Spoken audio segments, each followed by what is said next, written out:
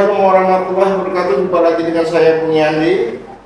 Kali ini kita berada di Kejaksaan Negeri Barito Timur, dan kebetulan kita berada di salah satu pos Gakumdu ya, milik Kejaksaan Negeri Barito Timur. Kami sengaja datang ke sini ingin bertanya, ingin ngobrol dengan beliau-beliau seputar tentang pilkada, karena momen pilkada ini agenda nasional dan ini lagi hangat-hangatnya. Sudah hadir di pos kita ini Pak Dodi dan Pak Buyu. Boleh dikenalkan kepada para pemirsa podcast Pengadilan Negeri Kejaksaan Negeri Barito Timur, Pak Dodi. Assalamualaikum warahmatullahi wabarakatuh. Salam sejahtera bagi kita semua. Namo budaya, salam kebajikan. Selamat pagi Sobat Adiaksa, selamat pagi Bung Yandi dan juga Mas Buyung yang ganteng ini. Iya, Masih pagi cerah ya, masih pagi, masih muda lagi ya. masih zaman ini Pak. Iya. Baik, perkenalkan nama saya Dodi Herianto. Saya selaku Kepala Seksi Tindak Pidana Umum di Kejaksaan Negeri Barito Timur. Silakan Pak Buyu. Selamat pagi untuk Bung Yandi dan pemirsa semua. Perkenalkan saya Buyung Andi Wijaya Pak. Kebetulan saya CPNS baru di sini, yaitu sebagai calon jaksa Pak. Calon jaksa ya. Calon jaksa Pak, kebetulan. Dan kebetulan saya ditempatkan di bidang intelijen Pak. Oh, intronya kejaksaan berarti ini? Iya. Kejaksaan gitu. Kebetulan kan ilmu kayak gini juga baru kan bagi saya Pak. Sebelumnya kan saya belum pernah mempelajari soal bagaimana sih peran kejaksaan ini dalam menyambut Pilkada 2024 mendatang gitu loh Pak. Jadi Itu disambut juga berarti ini? Iya benar Bung Yandi. Iya kan? Juga ya berarti kan? Iya. Jadi ya Ini masih baru, Masih kemudian baru. tentunya statusnya juga yang baru ya. status masih belum Bagi Sobat Adiaksa nih, silakan ya, dipromosikan sekarang ini. Iya. Oke, kita langsung ke materi. Iya, baik Pak. Pak Lodi, ini sudah masa-masa kampanye loh. Benar. Kampanye ini kok dimulai di tanggal 25, sekarang ini sudah tanggal 15. Berarti sudah kurang lebih 21 hari berjalan kampanye. Sejauh pandangan Pak Dodi, atau saya tanya intelijen dulu ya. Pak, Sejauh pandangan dari intelijennya kejaksaan, berjalannya kampanye di Barito Timur ini, apakah masih dalam koridor terkendali, aman dan baik? Untuk saat ini sih kondisi perkiraan keadaan menjelang pilkada ya Pak. Iya. Pilkada 2024 ini terbilang cukup aman Pak. Cukup aman ya? Di situasi kampanye dan tahapan-tahapan menjelang pemilihan nanti, ini untuk setiap calon-calon paslon ini masih adil Pak. Masih tanpa adanya gesekan antara satu sama lain gitu sih Pak. Artinya masih Pak. Dalam tatanan koridor. Iya, masih dalam Perahu, ya. Masih gerbongnya masih lurus Pak. Masih belum ada Pak. Masih baik-baik saja. Masih baik-baik saya Pak. Masih baik-baik saja. Iya. Pak Dodi, Iya. Pak Buyung ini kondisi batin cukup kondusif untuk saat ini di masa-masa kampanye. Biasanya kan itu agak kuat gitu ya. Masa kampanye dari pihak paslon ini, pihak paslon ini gitu ya. Sebenarnya peran kejaksaan terkait pilkada ini apa sih Pak? Baik Bung Yandi, mungkin ini saya lihat tadi ada gelas ini sudah disebutkan. Boleh nggak saya minum dulu Bang? Iya. Beda satu ya. Oh beda. Beda tapi tetap satu juga. Tetap satu juga Pak. Walaupun itu cuma satu tapi minumannya tetap air. Tetap air minum Pak. Berarti ada satu, ada dua, ada tiga ini. Cocok Pak. Baik Bung Yandi, saya jelaskan kembali apa yang menjadi pertanyaan tadi, bahwa kejaksaan ini adalah lembaga negara di bidang penuntutan. Jadi tugas fungsinya adalah yang paling utama adalah sebagai penuntut umum tertinggi. Jadi selain itu juga ada kewenangan lain yang diberikan oleh undang-undang, khususnya dalam pemilu, pilkada. Jadi berdasarkan aturan yang ada, Undang-Undang Kejaksaan Nomor 16 Tahun 2004 yang telah dirubah menjadi Undang-Undang Nomor 11 Tahun 2021, dan juga mengenai tentang Peraturan Bawaslu Nomor 3 Tahun 2020, dan juga kesepakatan bersama antara 3 unsur, yaitu yang pertama unsur Bawaslu, kemudian unsur dari Kejaksaan dan Polri. Di mana di dalam aturan tersebut diamanatkan bahwa khususnya pada bidang tindak pidana umum, kami tergabung dalam penegakan sentra terpadu yang biasa disingkat Gakumdu, gitu. Dikenal masyarakat itu Gakumdu. Gakumdu. Jadi Gakumdu itu kami menjalankan tugas. Singkatannya apa sih tadi Pak? Gakumdu biar masyarakat mengetahui apa sih singkatan Gakumdu itu? Singkatan Gakumdu itu adalah penegakan hukum terpadu. Penegakan hukum terpadu. Ya. Jadi di situ ada 3 unsur, Bung Yandi. Ada pertama unsur dari Polri, Kejaksaan, dan Bawaslu. Dan jadi kami melaksanakan tugas di Kejaksaan Gubernur Timur ini berdasarkan surat perintah dari Kepala Kejaksaan Negeri. Jadi di dalam tupoksi kami sebagai di sentra Gakumdu itu, saya sendiri adalah sebagai pembina sekaligus koordinator. Kepala Kejaksaan Negeri sebagai penasihat. Ada lagi 3 anggota yang tergabung dalam sentra Gakumdu ini, terdiri dari 3 orang jaksa, di mana tugasnya nanti menjadi Mas Buyung. Jadi tugasnya itu nanti melaksanakan penuntutan terkait tindak pidana pemilihan ini, Bung Yandi. Nah, jadi itu khususnya dalam bidang pidana umum yang terkait dengan pilkada ya. Ada lagi, kami ini terbagi lagi, ada lagi yang terkait dengan apa? Pilkada ini, bidang intelijen. Nah, contohnya bidang intelijen ini adalah kegiatan untuk scouting dunia di Mas Buyung. Nah, itu Mas Buyung seperti Mas Buyung bilang tadi. Mas Buyung itu kan? Iya. Tugasnya dari kasih intelijen, Mas Buyung selaku stafnya turun ke lapangan. Jadi tugasnya juga cuma dia melalui posko pemilu. Nah, posko pemilu ini untuk supporting, mendukung tugas daripada tadi yang saya sampaikan, yaitu sentra Gakumdu. Itu tugas di bidang intelijen. Kemudian ada lagi di bidang tindak perdata dan tata usaha negara, itu ada lagi, yaitu sebagai dukungan data dan atau informasi Bung Yandi, Mas Buyung, dalam rangka mengantisipasi potensi perselisihan hasil pemilihan umum yang disingkat biasanya nih PHPU, Bung Yandi. PHPU dan perselisihan hasil pemilihan kepala daerah. Begitu Bung Yandi. Itu ada perselisihan hasil itu juga apa namanya mungkin terkait dengan data ya. Benar. Dengan data ya. Sengketa nih. Sengketanya ya. Nah, harap dipisah Ya. antara sengketa dengan tindak pidana.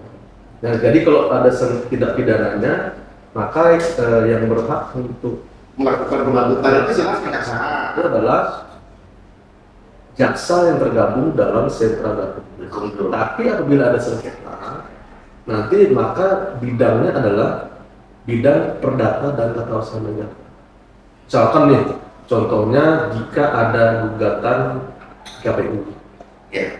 Jadi yang berdasarkan surat kuasa atau MOU antara KPU dengan bidang perdata dan tata usaha negara, maka yang turun untuk melaksanakan atau mendampingi dari KPU tersebut adalah jaksa pengacara negara dari Kejaksaan Negeri Baru.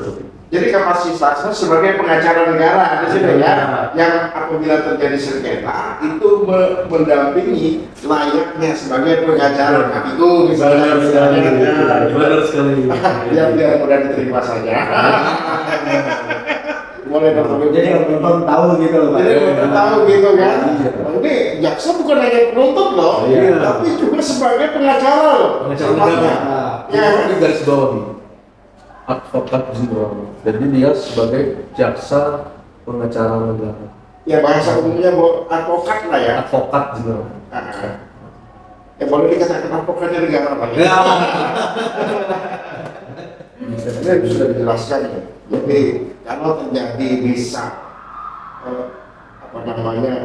pelanggaran yang mengarah pada hukum pidana, ya kan maka proses penuntutan akan dilakukan oleh kejaksaan sesuai tupoksinya. Tapi ketika terjadi sengketa, gitu kan? Pihak kejaksaan itu juga memiliki fungsi lain. Dia sebagai pengacara gitu kan, mendampingi atau sebagai kuasa dari misal KPU gitu kan, atau Bawaslu gitu kan. Nah ini jadi masyarakat harus bisa memilah ya. Ternyata jaksa ini punya dua fungsi. Di satu sisi dia sebagai penuntut umum, di sisi lain dia bisa mendampingi sebagai pengacara negara, pengacara advokat jenderal. Gitu kan. Nah, jadi istilah terkait dengan pilkada ini itulah peran kejaksaan yang sebenarnya. Ya kan, itu juga peran mereka juga selain sebagai proses hukum sesuai dengan aturan-aturan hukum acara, ternyata juga punya intelijen. Kita kembali ke ini. Boleh sedikit dikasih bocoran enggak? Itu kalau orang-orang intelijen itu biasanya berkeliarannya di mana saja sih? Ini bukan soal berkeliarannya ya Pak. Jadi Saya informasi ya. terjun ke lapangan Pak. Jadi intelijen ini perannya juga cukup dibutuhkan Pak. Di sisi lain dia bisa mencari data kepada contohnya kayak kepolisian dengan tim intelijen dari kepolisian kerjasama lah Pak. Dari ya entah dari pihak lain seperti TNI bisa juga ya Pak. Nah, karena memang semua harus berperan. Ya berperan. Jadi data yang kita ambil, jadi kita bisa mensaturatakan data tersebut. Jadi tidak ada miss lah Pak. Tidak ada miss. Ya tidak ada miss. Contohnya misalnya di bagian kecamatan A, B, C, di kecamatan C misalnya untuk kerawanan menjelang pilkadanya adanya kampanye hitam lah, contohnya kayak menjelekkan sama lain paslon, nah, contohnya gitu ya Pak. Jadi informasi yang kita terima tuh valid gitu loh Pak. Valid ya. Nah, bisa jadi di wilayah B. Oh di sana aman-aman aja, kata dia kan. Ya. Jadi kan kita bisa menerima informasinya tanpa ada miss. Jadi kita tampung dan kita bikin laporan apakah ada AGHT-nya di situ loh Pak. Ancaman. Jadi dengan adanya sudah data-data seperti itu, jika terjadi ada proses hukum, pihak penuntut juga mudah ya. Tapi pada sisi lain nanti pengacara, tapi juga punya data loh. Oh hati-hati loh gitu kan. Di posko pemilihan misalnya nih Pak, pastikan adanya kayak intervensi dari pihak lain kan Pak. Kita kan nggak tahu adanya money politik kah atau apakah kayak gitu kan. Itu juga masuk. Itu juga masuk kan. Intervensi dari pihak lain ini juga kadang mengganggu hak pilih masyarakat gitu loh Pak. Ada penekanan. Ada penekanan dalam hatinya kan, wah saya milih. Contoh nih Pak, bukannya mau apa ya Pak?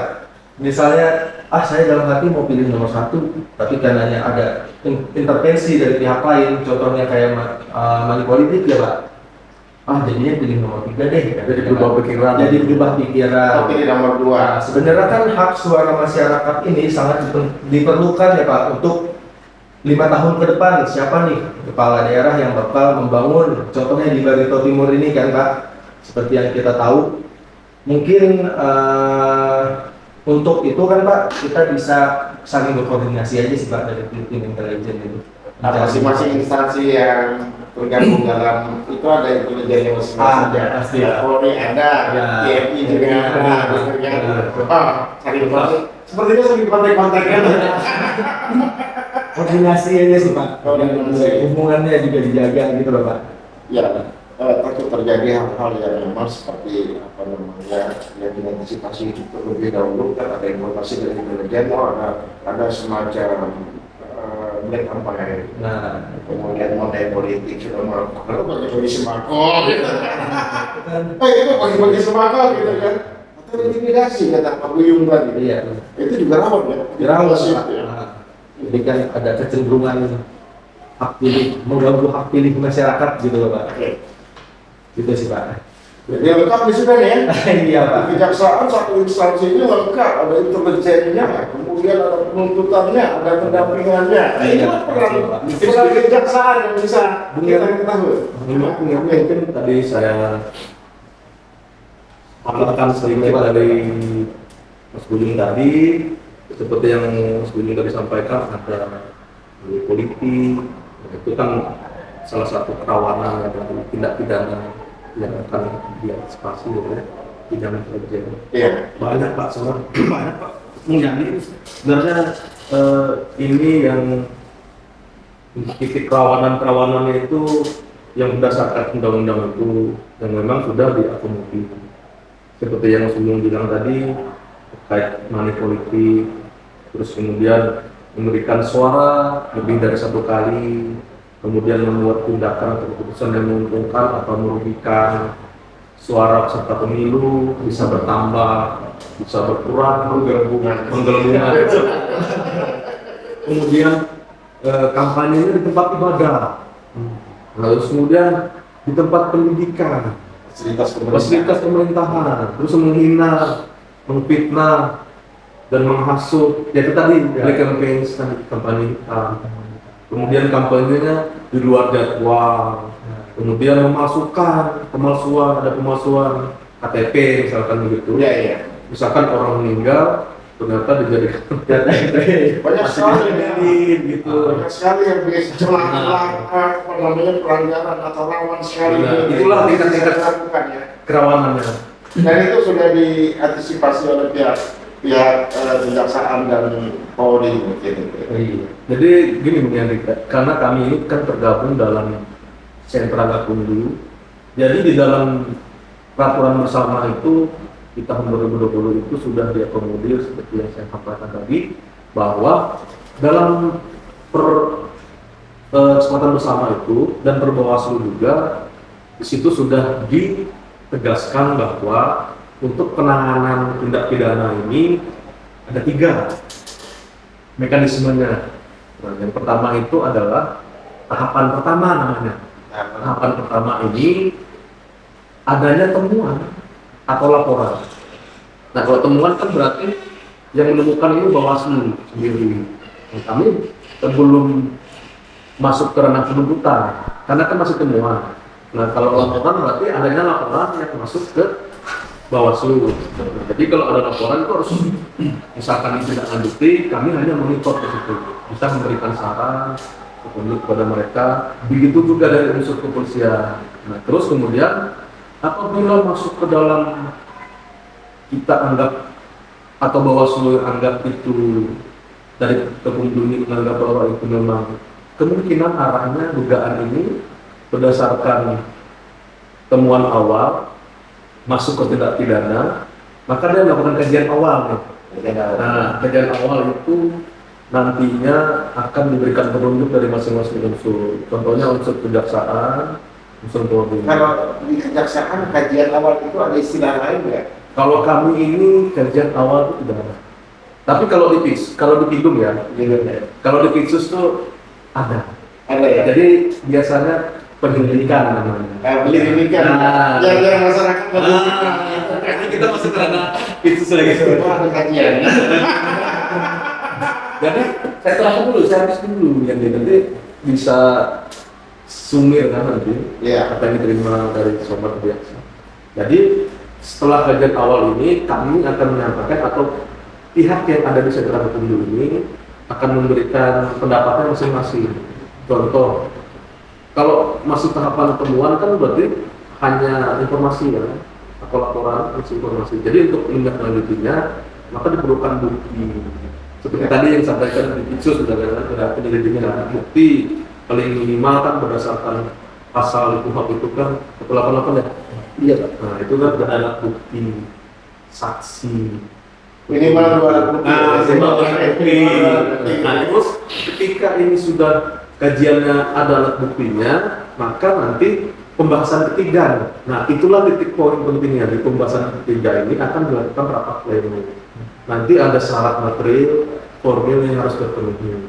Ketika syarat formil dan material sudah terpenuhi, maka pihak Bawaslu boleh melaporkan temuan atau laporan ini ke SPKT Polres.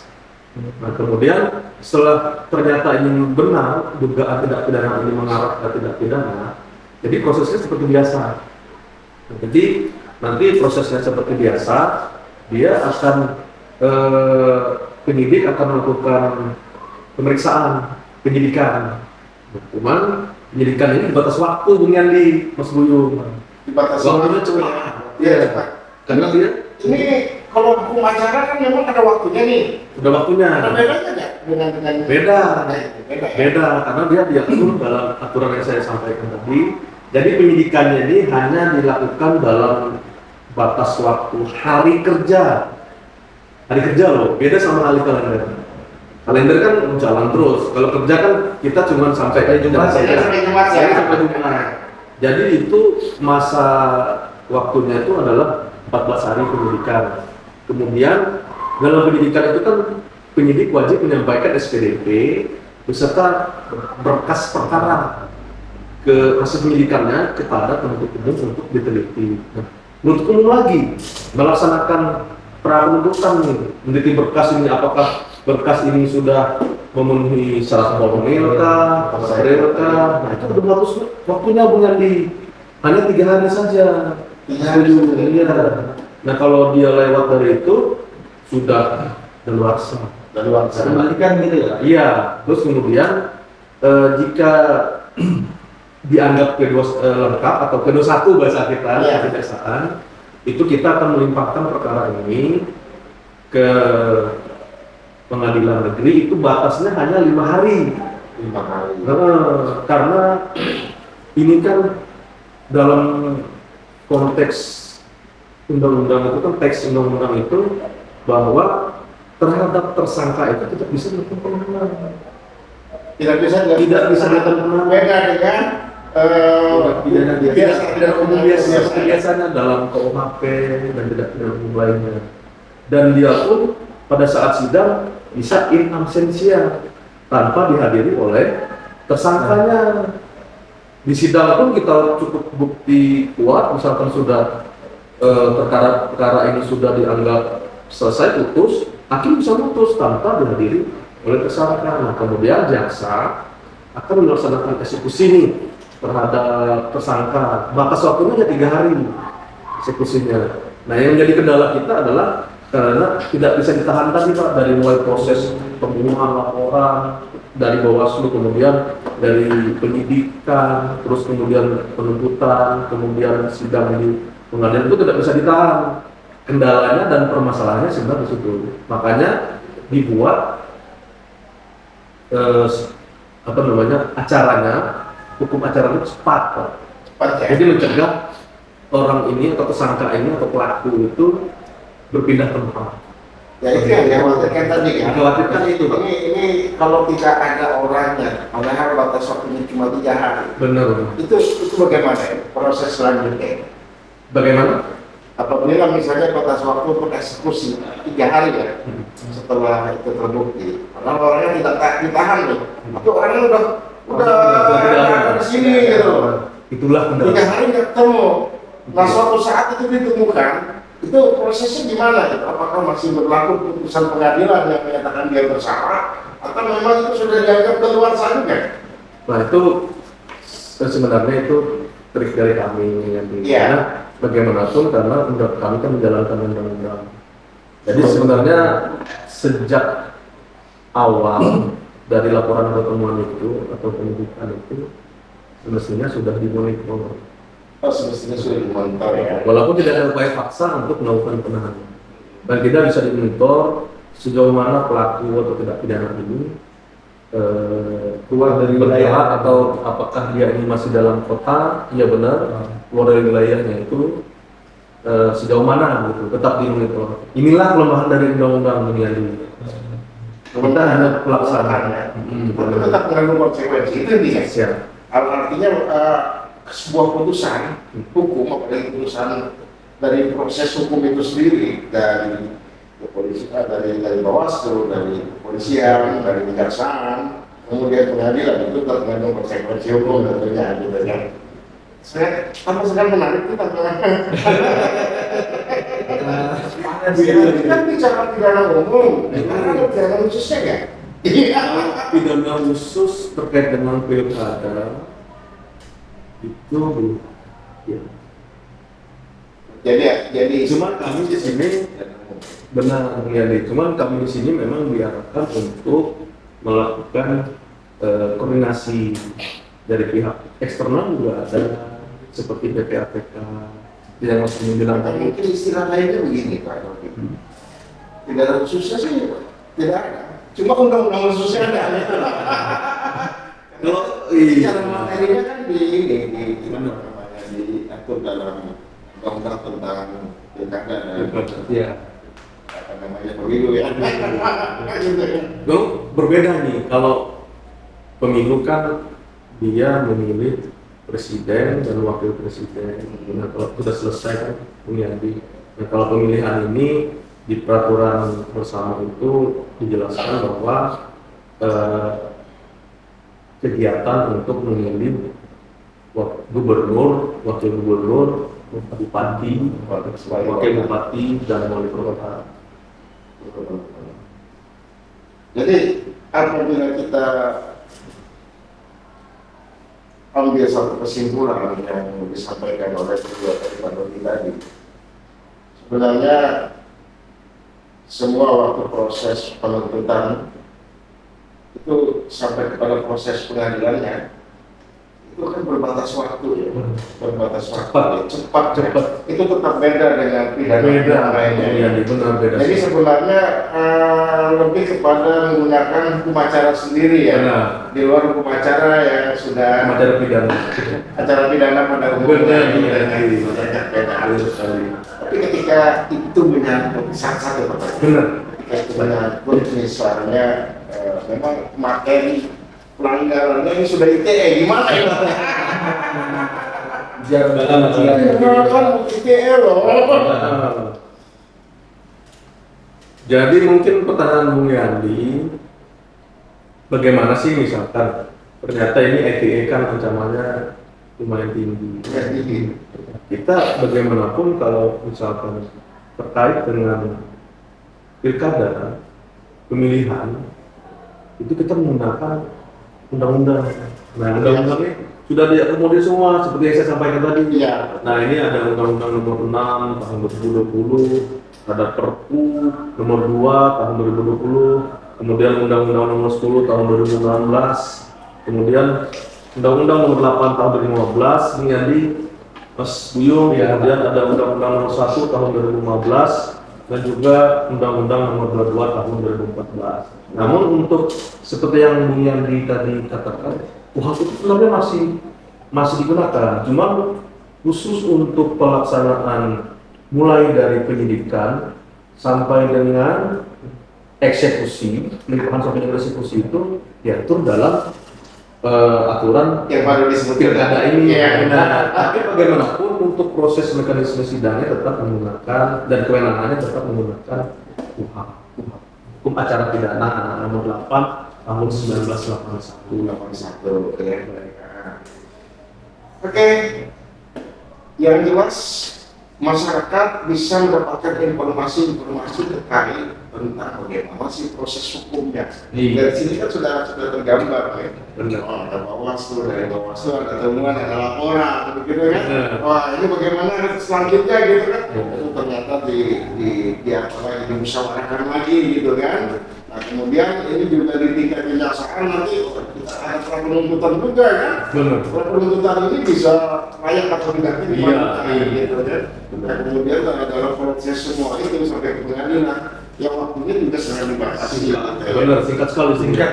Artinya begini, kesimpulannya negara hadir sebab memberikan peran kepada kejaksaan, kepada kepolisian, untuk memberikan kebebasan berpendapat, tapi tetap ada yang nganggur. Benar.